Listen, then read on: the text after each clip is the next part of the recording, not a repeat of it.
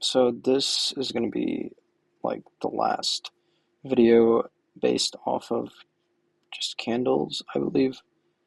I might include, I don't know, I'll see if I'll include the order flow things later, but this is going to be, I guess, well, I'll be teaching you how to use take profits, how to predict where price will go, and all that bullshit. So, all right. Example is, I wish I could, okay, hold on. So, previous video, I believe I spoke about Wix.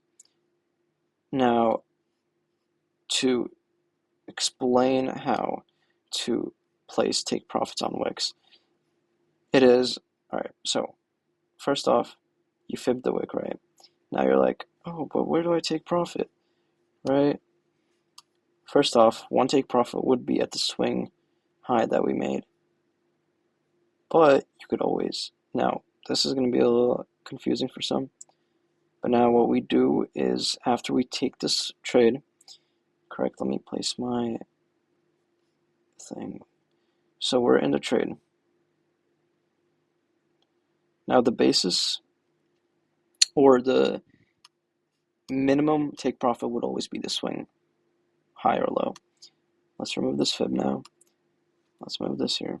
All right, first take profit at that, correct. But now, if you want more or a better take profit, you would have to. All right, this is going to look a little confusing at first, but it will make sense once I explain why. So what you do is you fib. So I just showed how we entered off, right, with the fib on the wick. Now what you do is you take this the same fib thing, and you go on the settings and you copy these exact values, correct? Take a picture, whatever. Then you place, so I'll do this one more time. So you take the same thing, you place, fuck,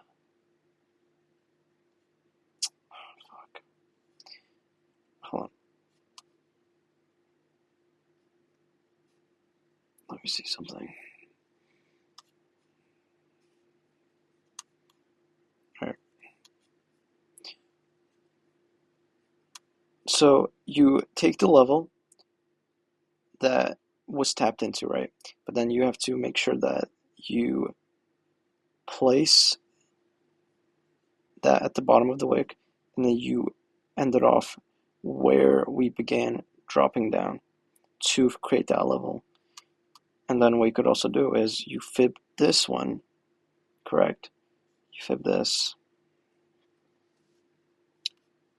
And now the reason why you fib both of these is because these will act as your take profits. Now the first take profit we have here is -2 and -1. So the one that you should always take is if it aligns properly, or if it's almost the same, okay, so this would be your first take profit right here. And what happened? We came up, we dropped back down like 90 points. Now, as I said before, this can be used to, what's it called? To top tick or bottom tick as well. Because with these projections, you are able to see where market will reverse every time. Now, once we took the swing high, we went down, we went up to this right here, 138 points. Now the next take profit would be -2.5, correct? Which we did hit, and we did reject off of again, around 70, 80 points. Now the next take profit would be -3, but I wouldn't really take -3. So it depends on if you're trading, I guess, like for me, I usually hold till, so we have two different standard deviations, right? I usually hold till the second one hits -2, -2.5, or -4. But in this case, since this was, or this did hit at 9:30, I would have probably held till 9 or till -4, which was 340 points. I don't know if we actually hit that though. Yeah, we did hit it. By the end of that same day, we ended up getting, how much R is that? 34 R. That's not bad. You could have taken profit at -3 as well, because it did align kind of with -5. And as you see, we did drop down from each of those levels. And then once we hit -4, we did not hit -4.5, but we did hit -4, and that's where we accumulated. Now, this is also something I don't teach everyone. But yeah, this is how I hit crazy trades as well with my fib and wick. So if you can combine the wick plus the standard deviation projections, and you just have good bias, you're gonna make so much money. It is absurd.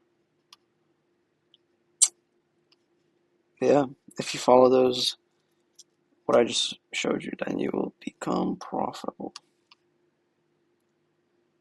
You can also combine gap fills with this shit. So we had this gap fill, right? Yeah, right here. This gap fill, you look at where we tapped that level. So from the top, so if we tap it from bottom up, then we fib it from the top to the bottom of the candle that started that move that led to level getting tapped. Now what do we have here? We get, all right, so we have -1, -1.5. Now, take this trade, 10-point stop, again, if you don't get stopped, first target, -2, correct, because we are targeting this swing low first, which is perfectly with -1, right? We target that, and then you target -2, which sweeps this low. Now, everything, as you see, data aligns pretty nicely. Now, in this case, you could target whatever you like, but I probably would have targeted -2 or -2.5, because gap fills, I don't usually expect much from them. So, yeah, we hit -4, and all right, let me show you guys something. So each time we hit a level, so look, -2.5, we hit it, we bounced off of it quite a bit. -4, which is my next take profit, we hit it, we bounced off. -4.5, we hit it, we bounced off again. And then the last take profit would be -6, we hit it and we bounced off. Now, as I said before, this can be used to find reversals for short periods, but you do have to find proper trades where you can hit the full standard deviation projections, and you will get used to it eventually. So it just takes practice. Yeah, that's about it for this video.